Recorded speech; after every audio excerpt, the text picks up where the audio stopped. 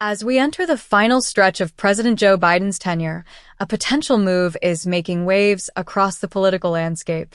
Recent reports suggest that Biden is considering issuing blanket pardons to a select group of individuals, many of whom could be vulnerable to the weaponization of the Department of Justice should former President Donald Trump reclaim the White House. This proposal raises an intriguing question. Is this a necessary step to protect public servants and political opponents from Trump's anticipated revenge, or is it a dangerous political gamble with unforeseen consequences? The individuals being considered for these pardons span a broad political spectrum, including former officials from Biden's administration, high-profile figures like Dr. Anthony Fauci and General Mark Milley, and even those whom Trump has personally labeled as enemies. The idea behind the pardons is simple. Prevent these individuals from being bogged down in years of politically motivated investigations and prosecutions should Trump decide to exact revenge once he is back in power. While many see this as a noble and protective move, others warn that granting blanket pardons could set a dangerous precedent. After all, the acceptance of a pardon carries an implication of guilt, a concession that the pardoned individual has committed a crime. This raises questions about constitutional protections and the broader implications for the justice system. In this video, we will explore the pros and cons of Biden's potential blanket pardon strategy, analyze its political ramifications, and assess whether it is a wise decision or an unnecessary risk. The case for blanket pardons: protecting public servants from political persecution.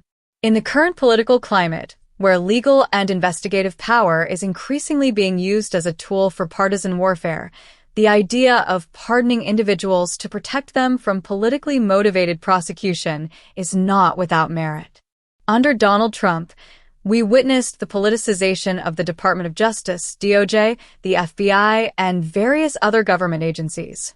If Trump were to return to office, it's highly probable that he would use these agencies to target those who opposed him during his presidency or have continued to speak out against his rhetoric. This is especially true for key figures who have consistently challenged Trump's narrative or resisted his authoritarian tendencies. Individuals like Dr. Anthony Fauci, who served as the director of the National Institute of Allergy and Infectious Diseases, were vilified by Trump and his supporters throughout the COVID-19 pandemic. Despite the fact that Fauci's actions were based on scientific evidence and public health principles, the right-wing media machine and Trump loyalists relentlessly sought to pin blame on him for the pandemic's mismanagement. Even after leaving office, Fauci remains a prime target for Trump's vendetta, with Republicans continuing to call for investigations into his actions.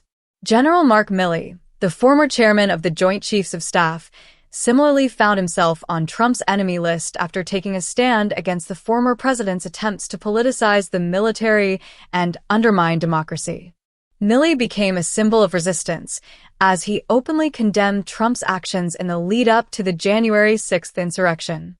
His honesty and commitment to democratic values made him a target for Trump's wrath. If Trump returns to office, it's highly likely that Milley will face a renewed campaign of persecution, potentially leading to costly and damaging legal battles. On the other hand, individuals like Representative Adam Schiff, who served as the lead House manager during Trump's first impeachment trial, are also in danger of facing Trump's legal wrath. Schiff's vocal opposition to Trump and his role in holding Trump accountable make him another prime target for retribution. Trump has repeatedly labeled Schiff as Shifty Schiff, accusing him of conspiring against him during the impeachment proceedings, and it's highly possible that Schiff could find himself on the receiving end of politically motivated investigations. Biden's proposal to grant blanket pardons to these individuals is not about acknowledging wrongdoing, but about shielding them from the political gamesmanship that could arise under a vengeful Trump administration. These pardons would serve as a safeguard against the weaponization of the DOJ and other agencies, ensuring that these public servants can move on with their lives and careers without the constant fear of being dragged into baseless investigations. The legal and ethical implications of pardoning political enemies. While the case for pardons as a shield against political persecution seems strong, there are serious legal and ethical implications that cannot be ignored. The most significant of these is the constitutional effect of accepting a pardon. The U.S. Supreme Court has ruled that the acceptance of a pardon is tantamount to an admission of guilt, a legal concession that the individual has committed a crime. This is crucial because it impacts an individual's Fifth Amendment rights, which protect against self-incrimination. If individuals like Fauci, Milley, or Schiff were granted pardons, it could be interpreted as a public acknowledgement that they had done something wrong, even if they hadn't committed any crimes in the first place. This would be problematic for several reasons.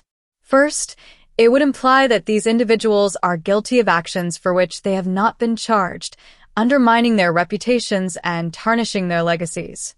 Second, it could limit their ability to defend themselves in future legal proceedings, as they would no longer be able to invoke their Fifth Amendment rights to avoid self-incrimination. The ethical implications of issuing such pardons are also significant. While the goal may be to prevent politically motivated persecution, it raises concerns about the broader use of presidential pardons. Pardons are supposed to be granted to those who have been wrongfully convicted or to provide a form of clemency for those who have shown remorse and a commitment to change. Using pardons as a preemptive strike to protect individuals from potential future attacks could blur the lines between legitimate use of executive power and political maneuvering.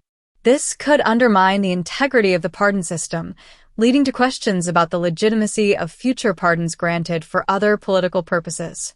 Moreover, granting blanket pardons to individuals like Liz Cheney, a figure who has a long history of opposition to the Trump administration, raises even more concerns. While Cheney's position on many issues aligns with those of the Democratic Party in recent years, her political lineage and history within the Republican establishment are problematic. The Cheney family, particularly her father, former Vice President Dick Cheney, has been central to some of the most controversial decisions in recent American history, particularly regarding the Iraq War. Pardoning Liz Cheney could inadvertently signal that Biden is aligning himself with a political family that has contributed to the very issues Democrats claim to oppose. Setting dangerous precedents, the slippery slope of blanket pardons. One of the most serious concerns about Biden issuing blanket pardons is the potential for it to set a dangerous precedent. If Biden begins to pardon individuals on the grounds of preventing political persecution, what's to stop future presidents from doing the same thing for their own allies? While this might seem like a solution to the specific problem posed by Trump's return to office, it opens the door to a much larger issue of executive power being used to shield political figures from scrutiny. If blanket pardons become a regular political tool, they could effectively erode the concept of accountability within the political system. Instead of holding individuals accountable for potential wrongdoings, presidents could use their pardoning power to ensure that their political allies are never held to the same standards as ordinary citizens. This would create a system where political elites are above the law and where accountability is selectively applied based on political loyalty. Additionally, as noted earlier, once pardons are granted to one group of individuals, there will inevitably be a new list of political enemies to target. This cycle could continue indefinitely, with political leaders perpetually shielding their allies from legal consequences while allowing their opponents to face endless persecution. In this context, the issue of blanket pardons becomes not just a question of protecting individuals from Trump's retribution, but a broader concern about the stability of the American political system and the rule of law. Biden's consideration of issuing blanket pardons to individuals like Dr. Anthony Fauci, General Mark Milley, and Adam Schiff raises a series of critical questions about the future of American democracy. On one hand, these pardons could serve as a necessary protection against politically motivated investigations and prosecutions under a vengeful Trump administration. On the other hand, the legal and ethical implications of such pardons, coupled with the potential for setting dangerous precedents, make this a deeply controversial and fraught proposal. Ultimately, while the desire to protect public servants from Trump's revenge is understandable, we must be cautious about the broader implications of using pardons as a political tool. It is crucial to weigh the immediate need for protection against the long-term risks of eroding the integrity of the justice system and the principles of accountability that underpin our democracy. Whether or not Biden follows through on this plan, one thing is clear. The political future of the United States is at a crossroads, and the choices made in the coming months will have lasting consequences for the integrity of our political system.